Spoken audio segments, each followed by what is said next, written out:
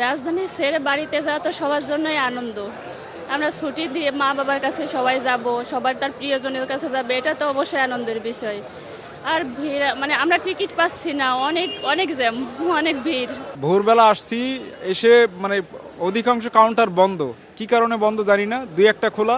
তো ওনাদের কাছে জিজ্ঞেস করলাম কয়টায় গাড়ি, ওনারা বললো 8:30 আছে, 6:30 পেছন দিকে। 8:30টাই নিলাম, আমাকে টিকিট ধরায় মানে বললো 8:30, টিকিট ধরায় দিল 9:30। ওইটা লেখা 9:30। আমি জিজ্ঞেস করলাম ভাই 9:30 কেন দিলেন?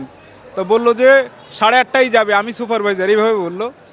পরে কিছুক্ষণ পরে, আধা ঘন্টা 1 ঘন্টা পরে উনি বলছে যে এই গাড়িটা পৌঁছাবে আপনার 10:30 11:30 লাগতে পারে, উনি বললো। পরে আবার জিগাইলাম ভাই কারণটা কি? তা বলতেছে গাড়ি জ্যাম, গরুর হাট বসছে, বিভিন্ন এইসব অজুহাত দেখাইলো। পরে আবার জিজ্ঞাসা করলাম, বলতেছে ভাই আপনি টাকা ফেরত নিয়ে যান, নিয়ে আপনি অন্য গাড়িতে টিকিট দেখতে পারেন। যাচ্ছি অনেকদিন পরে বাড়িতে, আনন্দে কাটাবো ঈদের ছুটিতে, এই জন্য বাড়িতে যাচ্ছি। এবারকার ঈদটা কেমন দেখছেন? সার্বিক পরিবেশ, সব সার্বিক পরিবেশে অন্য বাড়ির থেকে এবার অন্য অনেক ভালো, বা এই পরিবেশটা অনেক সুন্দর। এমনি বাড়তি কোনো ভিড় বা অতিরিক্ত চাপ? না না, বাড়তি কোনো চাপও নাই, কোনো ভিড়ও নাই, যাই ঝামেলাও নাই কোনো। এবার হলো শান্তশিষ্ট, অনেক সুন্দর আছে। আমি কি কিছু ধরেছি নাকি?